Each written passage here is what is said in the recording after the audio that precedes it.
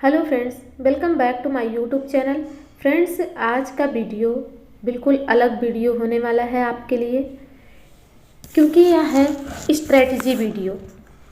आपको पता है कि यूजीसी नेट का परीक्षा फॉर्म आ चुका है और उसकी डेट भी अनाउंस कर दी गई है कि आपकी परीक्षा जनवरी माह में आयोजित होनी है। तो उस हिसाब से हमारे पास टाइम बहुत कम है और टाइम को ध्यान देते हुए हम एक मंथ में तैयारी कैसे करें कि नेट और जेआरएफ के करीब या फिर हम वहाँ तक पहुँच जाएं। देखिए, ओनली पीएचडी का तो कुछ महत्व तो मुझे नहीं लगता है कि है, इसलिए हम उसके बारे में बात नहीं करेंगे।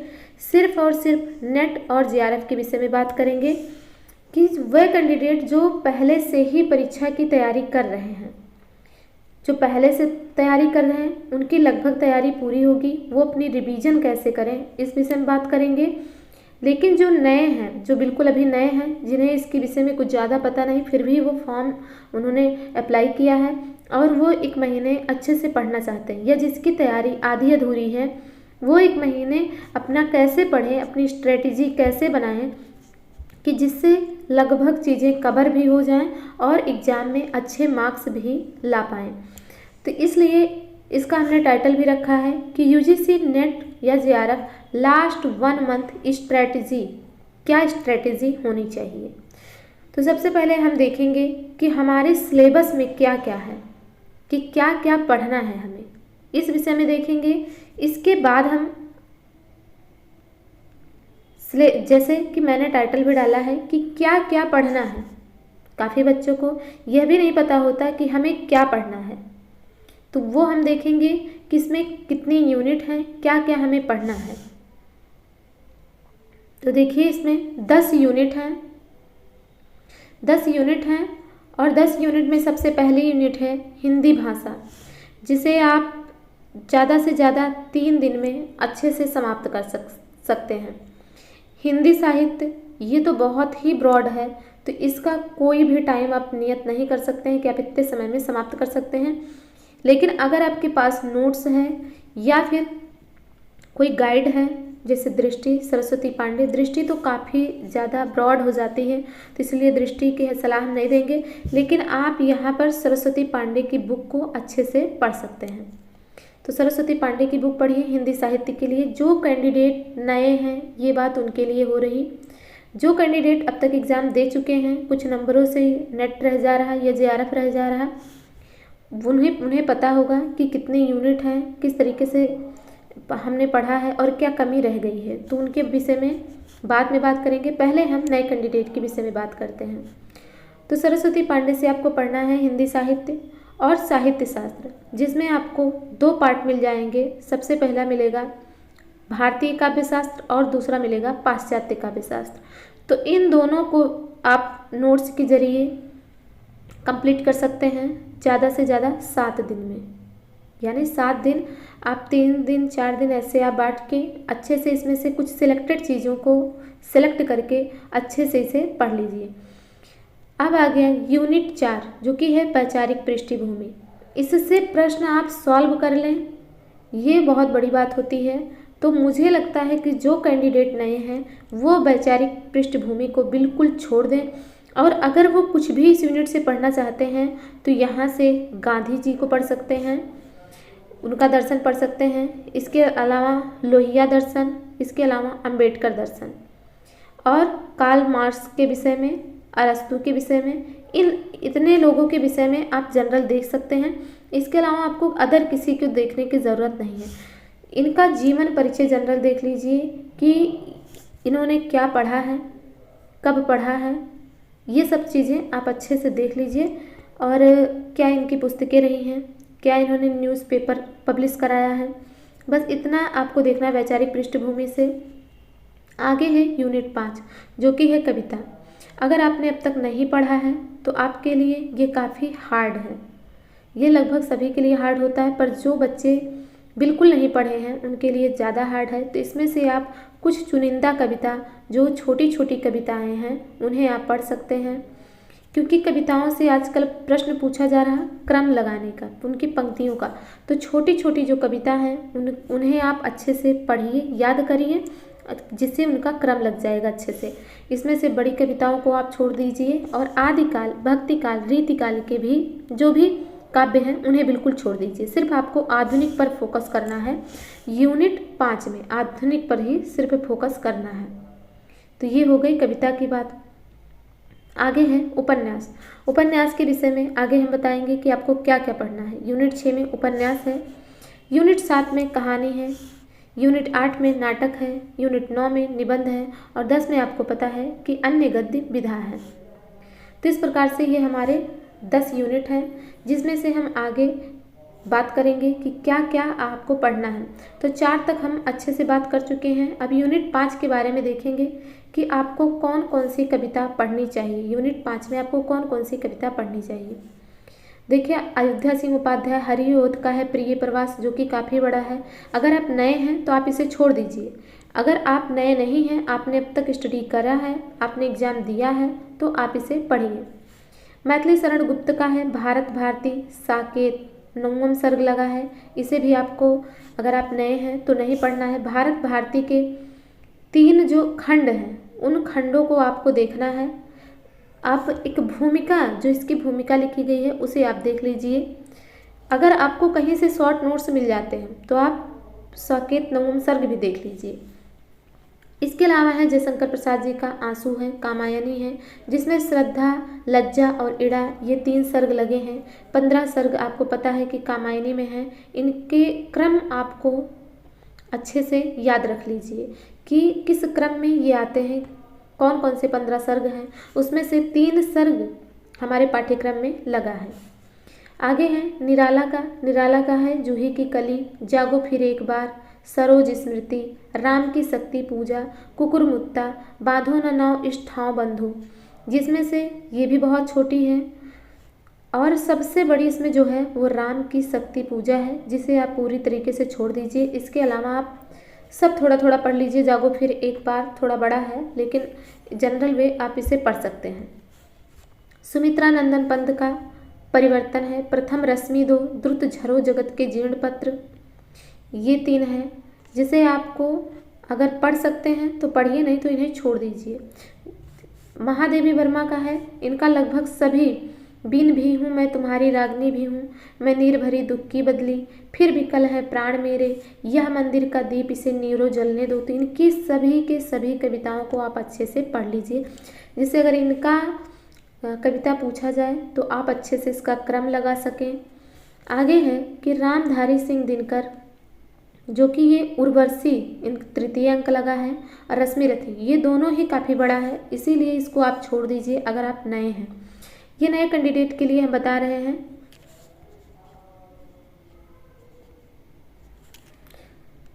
आगे है नागार्जुन। नागार्जुन का कालिदास, जो कि बहुत ही अच्छा है। आप अगर यूट्यूब पर सर्च करेंगे तो कालिदास का बहुत अच्छा संगीतबद्ध करके इस पर जो है वीडियो होगी, आप उसे सुनेंगे तो बहुत अच्छा लगेगा आपको, और आपको पंक्तियाँ भी अच्छे से याद हो जाएंगी।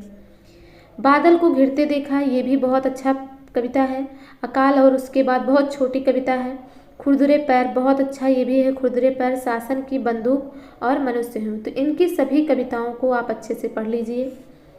और जब आप पढ़िए कविताओं को तो एक बार मत पढ़िए, किसी भी कविता को पढ़िए तो उसे कई बार पढ़िए, जिससे उसके तथ्य थोड़ा ना थोड़ा आपके दिमाग में सेट हो जाए।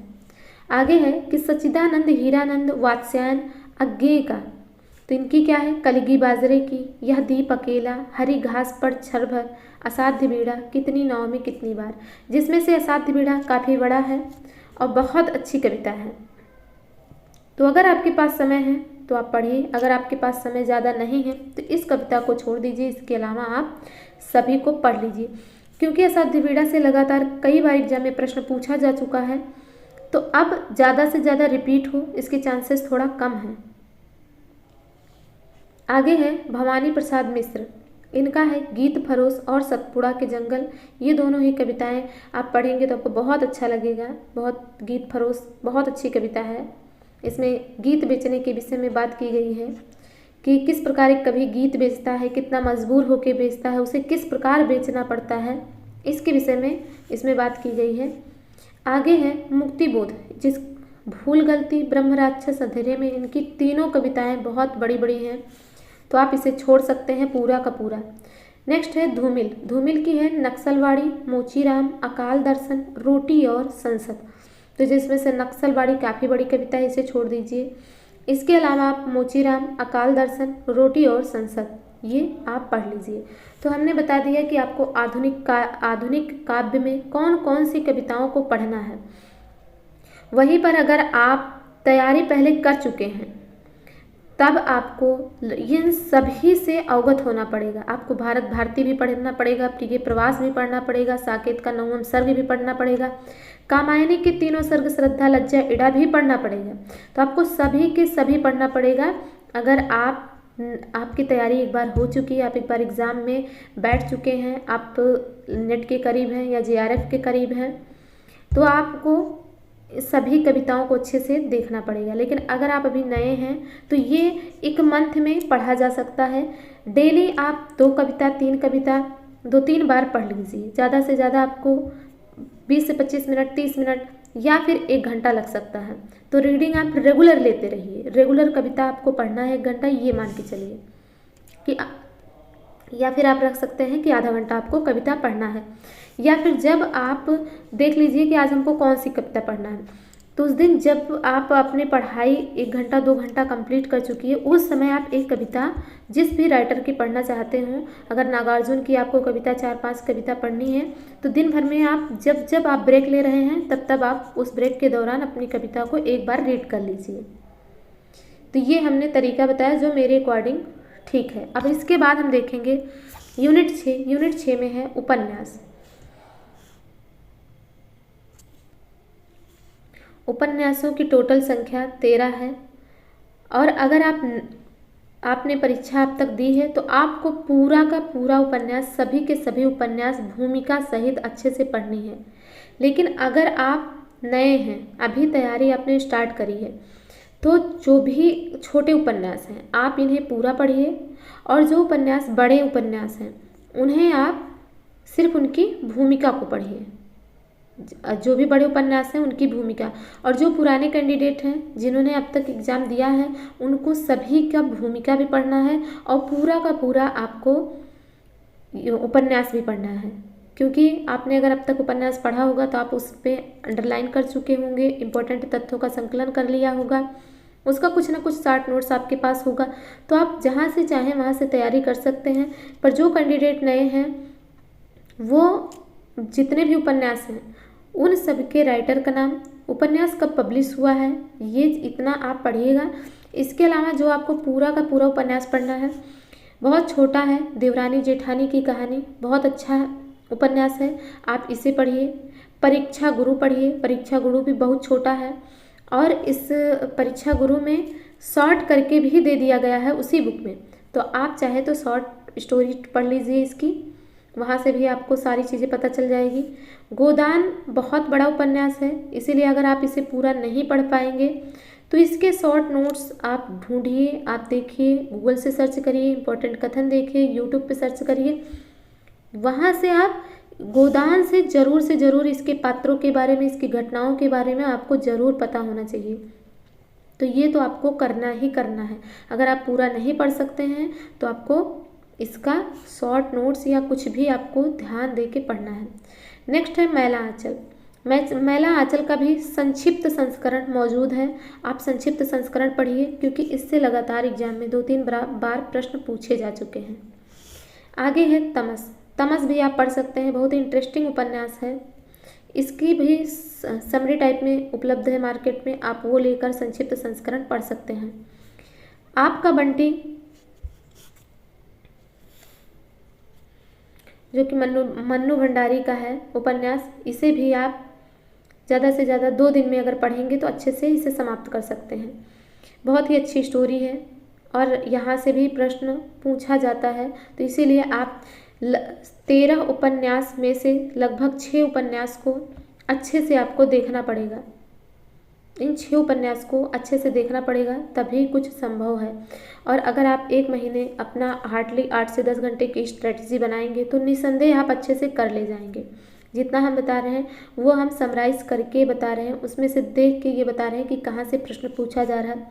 जैसे परीक्षा गुरु में है 41-42 प्रकरण के आसपास है, उसमें से प्रकरण के नाम पूछ लिए जा रहे हैं, क्रम पूछ लिया जा रहा है कि किस प्रकार से इनका क्रम लगेगा। तो इस प्रकार से प्रश्न पूछा जा रहा है। मैला आंचल में कितने खंड हैं, कितने पार्ट में ये बटा है, तो इसलिए हमने बहुत सिलेक्ट करके आपको उपन्यास बताया है कि आप इन 6 उपन्यास को अच्छे से कंप्लीट कर सकते हैं। आगे है यूनिट 7। यूनिट 7 में कहानी है, आपके पाठ्यक्रम में यूनिट 7 में कहानी है, जिसमें से आप देखेंगे कि टोटल 21 कहानियाँ हैं और 17 लेखक हैं। यानी 17 लेखक की 21 कहानियाँ हैं। कुछ लेखकों की 2-2 कहानियाँ हमारे पाठ्यक्रम में लगी हुई हैं। तो कहानियों को हम बहुत अच्छे से ज़्यादा 5 दिन में पूरी कहानी 21 कहानी को हम पढ़ सकते हैं। क्योंकि कुछ कहानी बहुत छोटी है, जैसे राही कहानी बहुत छोटी है, एक टोकरी भर मिट्टी छोटी है, चंद्रदेव से मेरी बातें, दुलाई वाली, ये सब कहानियाँ छोटी छोटी कहानियाँ। आप एक दिन में 5 कहानी 6 कहानी पढ़ सकते हैं। दुनिया का अनमोल रतन, जैसे कानों में कंगना है, ये थोड़ा बड़ा है। आकाशदीप भी छोटा है, उसने कहा था अपना अपना भाग्य बहुत छोटा है। तो इस प्रकार से काफ़ी कहानी, गैंग्रीन छोटी है कहानी। तो सबसे पहले आपको कहानी के राइटर का नाम याद रखना है, किस राइटर की कौन सी कहानी है ये याद रखना है। इसके अलावा किस सन में लिखी गई है, किस कहानी संग्रह में प्रकाशित हुई, ये इतना तो आपको याद ही रखना है सभी कहानियों को। इसके अलावा एक बार आप सभी कहानियों का ओवरव्यू जरूर ले लें। और जो पुराने कैंडिडेट हैं कहानी के लिए, वो अपना जो भी संक्षिप्त नोट्स बनाए हों या फिर जिस प्रकार से भी अपनी तैयारी कर रहे हों, उसमें कुछ चीज़ें आपको इंक्लूड करनी है कि जैसे जिस भी कहानी संग्रह में कहानी संकलित हो, उसमें कितनी कहानियाँ और संकलित हैं, उसके नाम, किस सन में कहानी संग्रह पब्लिश हुई है, किस पत्रिका में पब्लिश हुई है, ये सब आपको ध्यान देना है। कहानियों के घटना को भी याद रखना है। अगर उसमें कोई घटनाक्रम पहले से बाद के क्रम में जिस प्रकार है उस प्रकार आपको अपने दिमाग में बिठा के रखना है, क्योंकि अब तक आप कई बार कहानी को पढ़ चुके होंगे अगर आपने एग्ज़ाम दिया होगा तो। लेकिन जो कैंडिडेट नए हैं उनको एक बार पूरे कहानी से गो थ्रू हो जाना है। और जो भी हमने बताया कि राइटर का नाम और कब ये पब्लिश हुई है कहानी, ये सब भी आपको भी याद रखना है। लेकिन अगर जब आप एक बार पूरी कहानी अच्छे से पढ़ लेंगे तब आपको उससे रिलेटेड क्वेश्चन बहुत ही कम गलत होने के चांसेस रहेंगे। और बहुत अच्छी कहानी है, अगर आप इसे पढ़ेंगे तो आपका मन भी लगेगा। गैंग्रीन है, देखिए कोसी का घटवार बहुत अच्छी कहानी है। चीप का दावत बहुत छोटा सा है। सिक्का बदल गया, पिता कहानी है। राजा निर्बंसिया, जो कि अभी कल ही हमने पढ़ाया है, राजा निर्बंसिया। निर्मल वर्मा की कहानी है परिंदे। तो इस प्रकार से कहानी की स्ट्रेटजी हो गई कि आपको कहानी ज़्यादा से ज़्यादा 5 दिन के अंदर आपको 21 कहानियों को कंप्लीट करना है। पहले आप छोटी छोटी कहानियों को पढ़ लीजिए, फिर बाद में बड़ी कहानी जैसे तीसरी कसम, लाल पान की बेगम, ये सब कहानियाँ जो बड़ी कहानियाँ हैं, इन कहानियों को आप बाद के लिए रख दीजिए। पहले छोटी छोटी कहानियों को पढ़ लीजिए, जिससे कहानी से संबंधित आजकल आपको पता है कि जो एग्ज़ाम का पैटर्न है उसमें मूल टेक्स्ट बुक से एक क्वेश्चन ज़्यादा पूछे जा रहे हैं, तो उसी हिसाब से आपकी तैयारी भी होनी चाहिए। आगे है यूनिट 8, जो कि नाटक का यूनिट है। नाटक में आपको क्या क्या पढ़ना है, एक मंथ के अंदर आप क्या क्या पढ़ सकते हैं।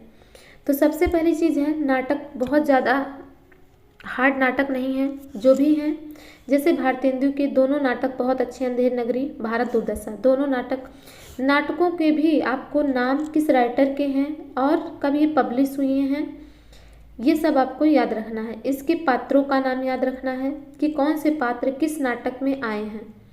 तो इसमें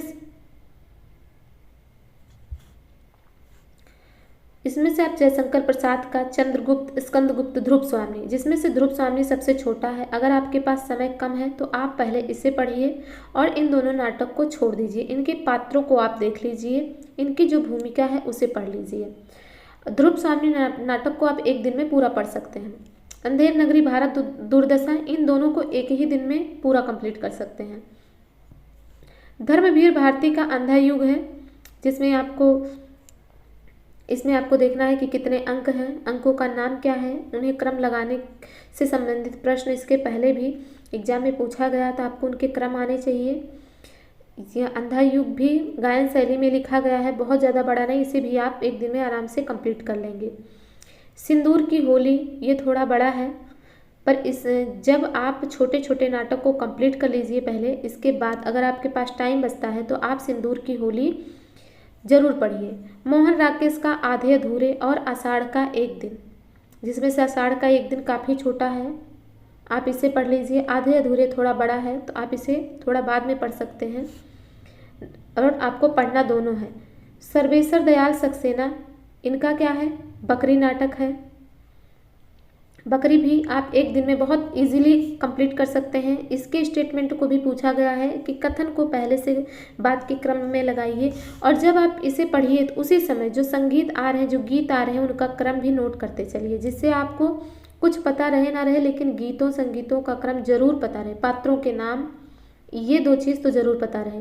और इसके अलावा अगर ये नाटक सबसे पहले बार कहाँ खेला गया और कौन भूमिका में रहा है, कुछ इम्पॉर्टेंट भूमिका भी आपको याद रखनी है। हबीब तनवीर का आगरा बाज़ार बहुत ही मज़ेदार नाटक है, आप जब इसे पढ़ेंगे बहुत ही आनंद आएगा। तो आगरा बाज़ार भी आप 2 दिन में 2 अंक बहुत आराम से कंप्लीट कर सकते हैं। शंकर शेष का एक और द्रोणाचार, ये भी पौराणिक और आधुनिक दोनों में अंतर बताया गया है। तो कहानी बहुत अच्छी है, शंकर शेष के द्वारा लिखी गई है। उपेंद्र नाथ हस्क का है अंजो दीदी, ये भी कहानी ज़्यादा से ज़्यादा 2 दिन में आप अच्छे से कंप्लीट कर सकते हैं।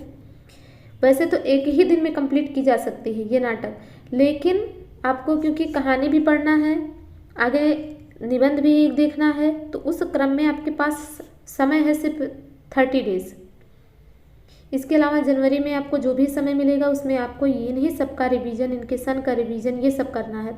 लेकिन आप इसमें से जब एक एक नाटक को 2 दिन में थोड़ा थोड़ा समय लगाएंगे तो आप ज़रूर कंप्लीट कर ले जाएंगे।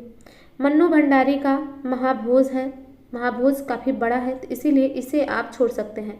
तो इसमें से सिर्फ जो छोड़ने वाला है वो कौन सा आप छोड़ सकते हैं, चंद्रगुप्त, स्कंदगुप्त और महाभोज, इन 3 नाटक को आप छोड़ सकते हैं। इसके भूमिका को देख सकते हैं, इसके पात्रों को याद कर सकते हैं। तो ये इतना आप करिए, लेकिन पूरा नाटक अगर आपके पास समय कम है तो आप पूरा नाटक पढ़ने से बचिए। और इसके अलावा जितने भी नाटक हैं, बहुत छोटे छोटे जो नाटक हैं, उन्हें एक दिन में 2-2, 3-3 पढ़ लीजिए। नेक्स्ट है निबंध। निबंध में हम देखेंगे कि निबंध हमें कौन सा पढ़ना है। जैसे कि आपके चैनल पे निबंध लगभग कंप्लीट करवा दिया गया है, सिर्फ 2 निबंध नहीं पढ़ाया गया है अभी। तो सबसे पहला है भारतेंदु के द्वारा लिखा गया निबंध दिल्ली दरबार दर्पण, और दूसरा है भारत वर्षोन्नति कैसे हो सकती है। तो इन दोनों निबंधों को, जिसमें से भारत वर्षोन्नति कैसी हो सकती है छोटा निबंध है, दिल्ली दरबार दर्पण थोड़ा बड़ा निबंध है, पर मोस्ट इम्पॉर्टेंट निबंध है, इसीलिए आपको इसको पढ़ना है। और भारत वर्षोन्नति कैसे हो सकती है, ये दोनों आप अच्छे से पढ़िए। शिव मूर्ति बहुत ही इंटरेस्टिंग निबंध है, बहुत ज़्यादा बड़ा भी नहीं छोटा भी नहीं, तो शिव मूर्ति भी आराम से पढ़िए। ये दो निबंध आपके काफ़ी बड़े बड़े हैं, इन्हें आप छोड़ दीजिए। इनका जनरल ओवरव्यू देख लीजिए। बाल मुकुंद गुप्त का शिव शंभू के चिट्ठे हैं, और रामचंद्र शुक्ल का कविता क्या है। तो कविता क्या है में टोटल हमें लगता है कि 13 शीर्षक हैं, जो भी कुछ हैं 8 शीर्षक 13 शीर्षक, उन्हें आप याद रख लीजिए कि उनके क्रम याद रख लीजिए। और शिव शंभू के चिट्ठे में 8 चिट्ठों के नाम देख लीजिए, कब कौन से चिट्ठे लिखे गए हैं, थोड़ा समराइज वे में इन्हें भी देख लीजिए। हजारी प्रसाद द्विवेदी का नाखून क्यों बढ़ते हैं, ये बहते हैं हो गया है गलती से, नाखून क्यों बढ़ते हैं। तो ये भी निबंध ज़्यादा से ज़्यादा 4 पेज का निबंध होगा, इसे आप 1 घंटे के अंदर पढ़ सकते हैं, ज़्यादा से ज़्यादा 30-35 मिनट या 1 घंटा। विद्यानिवास मिश्र का निबंध है मेरे राम का मुकुट भीग रहा है, ये भी कुछ ज़्यादा बड़ा नहीं है, 8 से 10 पेज का निबंध होगा। अध्यापक पूर्ण सिंह का है मजदूरी और प्रेम, इसे भी आप पढ़िए, बहुत अच्छा है, इसमें भी 6 शीर्षक के आसपास है। आगे है कुबेर नाथ राय का उत्तरा फाल्गुनी के आसपास, ये भी आप देखेंगे। इस निबंध से तो आपको अपने अंदर ऊर्जा का संचार पता चलेगा, ऊर्जा का संचार होगा। इसे पढ़ेंगे तो आपको पढ़ने में भी आनंद आने लगेगा कि हमें कब क्या करना चाहिए, हमारी अवस्था क्या है, हमें किस प्रकार से एक्टिव होना चाहिए। तो इस निबंध को पढ़ने से आपको फील होगा। तो इसे जब आप हतोत्साहित होइए तब आप इस निबंध को पढ़िए।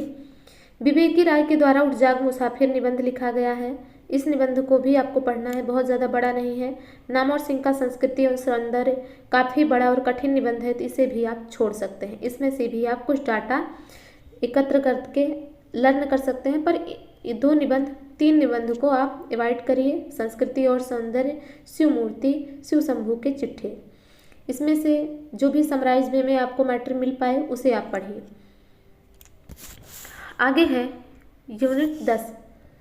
यूनिट 10 में अन्य गद्य विधा है। अन्य गद्य विधाओं में जीवनी है, आत्मकथा है। इसके अलावा जीवनी, आत्मकथा, आपको यात्रा वृत्तांत इसमें मिल जाएगा, जो कि आपको राहुल सांकृत्यायन का मिलेगा कि मेरी तिब्बत यात्रा, और अज्ञेय का है अरे यायावर रहेगा याद। इसके अलावा आपको दिनकर का संस्कृति के 4 अध्याय भी इसमें मिल जाएगा, जिसमें से आपको दिनकर के संस्कृति के 4 अध्याय की भूमिका और उसके जो पार्ट हैं उन्हें आपको अच्छे से याद करना है। सभी की भूमिका आपको पढ़नी है, एक जनरल आपको उसके बारे में ओवरव्यू होना चाहिए। लेकिन आप कौन कौन सा यूनिट 10 में पूरा आपको पढ़ना है, तो आपको पूरा जो पढ़ना है वो है माटी की मूर्तें। इसमें जो भी कहानियाँ दी गई हैं बहुत छोटी छोटी कहानियाँ हैं और बहुत अच्छी इंटरेस्टिंग कहानियाँ हैं।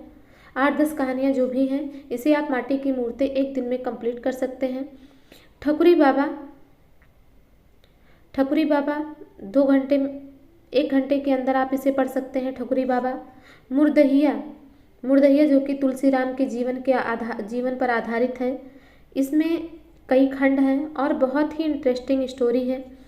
जितने भी कहानी, निबंध और अन्य गद्य विधा में जो भी रचनाएं लगी हुई हैं, नाटक, उन सब में मेरा सबसे फेवरेट मुर्दहिया रहा। तो आप भी मुर्दहिया को पढ़िए और इससे आपको पता चलेगा कि किस तरीके से संघर्ष करके और कहाँ तक हम पहुँच सकते हैं, कितने संघर्ष के बाद लेखक वहाँ तक पहुँचा, ये आपको इसमें देखने को मिलेगा। और अगर आप संघर्ष कर रहे हैं तो आपको उससे हिम्मत भी मिलेगी। आगे है भोला राम का जीव, बहुत ही छोटी स्टोरी है। नेक्स्ट है जामुन का पेड़, ये दोनों व्यंग रचनाएं हैं। तिन्हें भी आप 1-2 घंटे के अंदर कंप्लीट पढ़ सकते हैं। और अन्य सभी की भूमिका पढ़ना है, जितनी भी रचनाएं लगी हैं उसमें किस प्रकार के कितने शीर्षक हैं, कितने प्रकरण हैं, ये इसके विषय में आपको नॉलेज लेनी है और सभी की भूमिका पढ़ना है। ये इतनी चीज़ें आपको पेपर 2 हिंदी साहित्य में पढ़ना है। तो जो भी मेरे संज्ञान में चीज़ें रही, जो भी मेरा एक्सपीरियंस रहा, उस आधार पर मैंने आपको बताया है कि आप किस तरीके से पढ़िए जिससे आपका नेट क्वालिफाई हो सके, JRF क्वालिफाई हो सके। JRF वाले कैंडिडेट के लिए जिनका नेट हो चुका है उन्हें पता है कि हमें कैसे पढ़ना है। उन्हें सिर्फ थोड़ा सा मोटिवेशन की आवश्यकता है। बाकी उन्होंने अगर अच्छे से पढ़ा है, सभी रचनाओं को पढ़ा है, मूल टेक्स्ट बुक को सभी पढ़ा है, तभी जाकर उनका नेट निकला है। तो इसलिए उनके लिए बहुत ज़्यादा कुछ मैं नहीं कहना चाहती, यही कहना चाहती कि आपको अपना मोटिवेशन बनाए रखना है, अपने जो आपका टारगेट है उसे अचीव करने के लिए निरंतर प्रयास करना है। और आपके पास जो भी ये 30 डेज का टाइम है, इसमें आपके रिवीजन का जो स्ट्रेटजी हो वो बहुत ही इफ़ेक्टिव होगी, तो आपको इससे ज़रूर से ज़रूर लाभ मिलेगा। और सेकंड चीज़ ये है कि फर्स्ट यूनिट भी आपको अच्छे से पढ़ना है, तभी आप इसमें अच्छा स्कोर करने के साथ साथ उससे भी अगर आप साथ लेकर चलेंगे तो निसंदेह आपका नेट JRF क्लियर हो जाएगा। यूनिट फर्स्ट की स्ट्रेटजी वीडियो भी हम लाएंगे। अगर आप लोगों का इस पर रिस्पांस अच्छा रहा तो ज़रूर हम यूनिट फर्स्ट की स्ट्रेटजी वीडियो ले आएंगे।